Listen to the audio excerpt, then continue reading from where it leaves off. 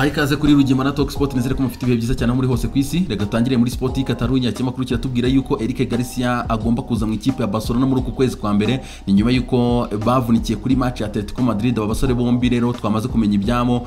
Gerard Piqué akaba agomba kujya hanze hagati y'amezi 3 na 6, hanyuma Sergio Roberto agomba kujya hanze amezi 2. Ikipe ya Barcelona ngo nta bindi bisubizo igomba gushaka no kuzana Eric Garcia muri uku kwezi kwa mbere.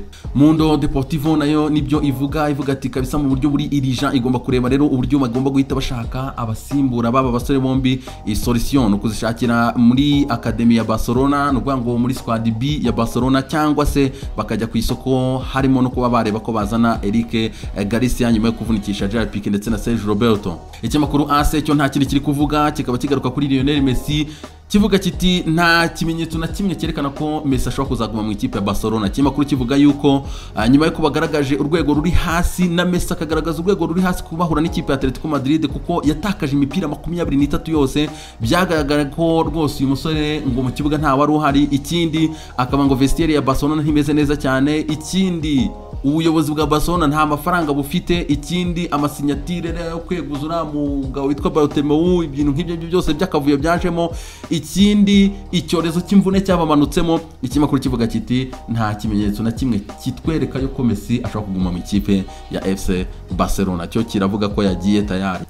Ikinyamakuru Marca cyo kitubwira yuko ikipe ya Madrid itegereje kureba rero ibitangaza bishobora kubera mu gihugu cy'Ubutaliyani. Ikipe rero yambara umweru igomba kuba imanuka kuri Giuseppe Meazza gukina n'ikipe Inter de Milan. Aya makipe yombi nta nimwe yifuza gukora ikosa iryo ari ryose. Ariko kandi uyu munsi kuri uyu wa mbere nibwo Casemiro ndetse na Militao turi bumenye nimba batestinga negative kuri COVID-19. Ariko kandi uyu munsi rero aribwo haribuze confirmation kumenya nimba Ramos azakina iyi match cyangwa atazayikina.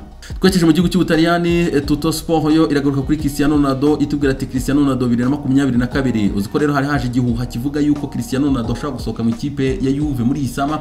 Ariko Jorge Mendes uhagarariye Cristiano Ronaldo akamaze gutangaza ati aracyafite amarekoro menshi cyane yo gukora mu gihugu cy'Ubutaliyani kandi arishimye. Iture niwe kabisa ngo yamaze kwafata nko mu rugo. Akaba rero Cristiano Ronaldo ngazabanza soze amasezerano ye nkuko uyu mwagent yabivugaga kugera mu kwa gatandatu 2022. Mbibutsa ko Cristiano Ronaldo ejo yamaze kuba umukinnyi yatsinze ibitego byinshi wa kane ku isi kabisa, nyuma ya Bikane watsinze ibitego 805, hanyuma Romario 772, mu gihe Pele yatsinze 767. Cristiano Ronaldo amaze kugira 748 buri ibitego 57 kugira ngo afate uyu mugabo watsinze ibitego 805.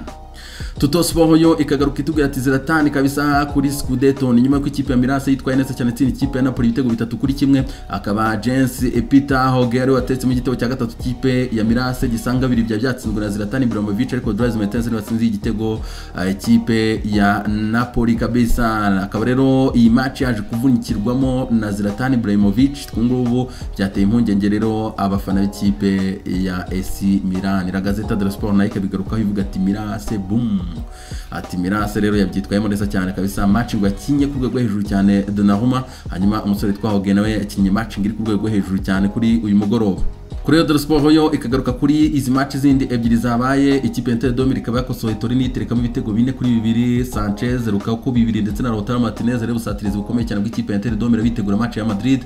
Akaba rero umutoza Conte we yavuze ati turacyafite urugendo runini cyane kabisa rwo gukora kugira ngo tube ikipe ihozaho mu gutsinda amanywa n'ijoro. Kuri Dello Sport kandi kabigaruka hangaha twereka Mkhitaryan rero wafashe ikipe ya Roma kurasa ikipe ya Parma ibitego 3 byose, Ekusa atsindamo 2, Bojan Mayona atsindamo ikindi gitego. Rero ikipe ya Roma ikaba byitwayemo neza cyane. Twekeje mu gihugu cy'Ubwongereza, kimakuru The Sun kikaba cyagarutse ku ikipe ya Liverpool yakubise itababari ikipe ya Leicester City nyuma yuko rifite n'ibibazo by'imvune ariko ntiyabyitayeho. Evans abaritsinze ku mupira arekuye muri corner, Jota bakubitamo ikindi, Diego Jota DJ, ari nako kandi Roberto Firmino bateretsemo igitego cya gatatu 3-0. Liverpool ibinyamakuru byose bigarukaho rero kabisa uburyo ikomeje kugenda igaragaza imbaraga zo gukubitira buri muntu wese mu rugo. Iyi ni match ya 64 bagendaga bataratsindwa mu rugo, batsinda match 52 banganya 11. Ibi bintu byaherukaga mu gihe cya 1980. Liverpool rero yari yarashyizeho record yo kugenda match 63 yakuyeho record yayo ishyira hindi.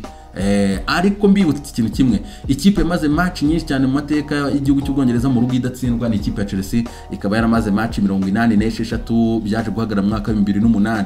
iyi kipe ya Chelsea rero ubwo numva ko Liverpool ifite urugendo rwo kugenda isezo yose idatsinzwe mu rugo, kuko ubu ni match 22 sezo Liverpool idatsinzwe mu rugo yazakuraho record ya Chelsea byanze bikunze.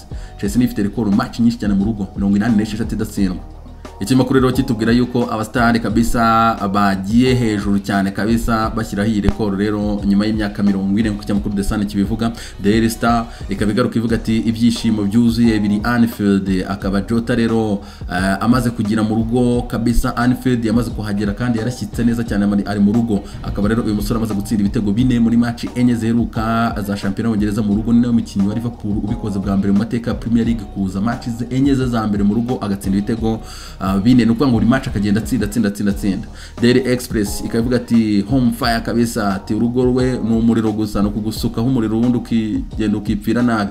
Daily Mirror ikavuga ko Jota ayoboye kabisa, uyu nguyu rero amaze gutsinda ibitego 4 muri match enye ku kibuga cya Anfield kabisa. Igitutu cy'imvune cyose yakigabanyije mu ikipe ya Liverpool, mu by'ukuri uyu musore yitwaye neza cyane. Daily Mail ikaba ivuga ati urugo ruryoshye cyane kabisa, bakarere bashyizeho record ari nako kandi bahise begera Spurs ku mwanya wa mbere banganya amanota 20 bakabatandukanyijwe n'ibitego. The Guardian akaba ari nabyo rero ivuga ko Liverpool kabisa yagarutse on top rero, ikaba n'amanota 20 banganya n'ikipe ya Tottenham Hotspur. Tuzamuka The Sun ikaba yagarutse rero kuri match y'ubusa ku busa hagati ya Leeds na Arsenal, akaba rero Mikel Arteta avuga ati ntago turaba ikipe nziza cyane kabisa, ntiturageraho nifuza. Akaba rero uyu mugabo yafesinze amashoti 25 ikipe ya Leeds yamurashemo, ari nako yamuteye imitambiko 3. Mikel Arteta avuga ati rwose ntituragaruka kuri level, ari nako yikomye cyane Nicolas Pepe wakoze ibintu kabisa byawuginga sana, atera umutwe umuntu hariya, akaba na Fred Limbaga yamumaze kabisa kuri Sky Sport nabonye avuga ko atigeze yishimira ibyakozwe n'ura musore, avuga ati ni gute ufite mentality imeze kuri uri professional ugatera umutwe umuntu kweri ikipe iri gukina hariya, ati ni gute uba frustré hejuru yuko umuntu agusunitse cyangwa ibindi. The Times nayo ikabigaruka kuri umujinya rero wa Mikel Arteta wabaye cyane kabisa, avuga ati Nicolas Pepe ibintu yakoze kabisa biranti sportif, ntago ibintu bibaho rwose. The Sun ikaba kandi igaruka kuri Olivier Giroud, uyu mugabo rero w'ikipe ya Chelsea akaba yamaze kumenyesha ubuyobozi ko mu kwezi kwa mbere agomba kugenda. Olivier Giroud rero asohoka mu ikipe ya Chelsea mu kwezi kwa mbere arerekeza hehe afera Swift. The Mail yo ikabiri kurira hanga gahinja ivuga ati United nigire ikikora, ati wese aribaza impamvu United itagira ikikora kugira ngo izane Pochettino atarajya handi. Ati ukwezi gutaha hazaba hashize imyaka 2 Ole Gunnar Solskjaer atoza ikipe ya Man United ntacyo yigezaho, atamaze kugura abakinnyi ba $150. Ati ikipe yicaye ku mwanya wa 10, yewe n'abatanga amahirwe ntibayiha amahirwe yo kwegukana igikombe cy'uyu mwaka. Ati mutegereje iki? Board akaba rero ikimakuru kishinja yuko iryamye kuri uyu mutoza kabisa, ariko ubona ko atari kuri level yo kubazamura kabisa. Akarero ikimakuru gitakamba kivuga kiti muzane Pochettino bakapo.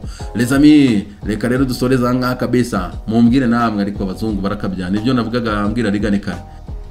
Ikiri igitego cyangwa ntago ari igitego, uyu mupira wanenze umurongo cyane warenze umurongo. Nuko ngo umupira wavuye mu bumoso ujya ngaho iburyo bwawe uri kuri screen yawe aho hose uri kurebera. Reba uyu mupira ugana mu buryo bwawe ntiwarenze umurongo. Ibi bintu by'abazungu mubibona mute? Hatari kabisa. Yari kuri match ya Liverpool ndetse n'ikipe ya Leicester City, umupira bawukuriyemo ngo ntiwarenze umurongo. Ku izina ry'Imana abazungu bazazana na kasongo ihembe ry'inka. Reza mibe byiza cyane.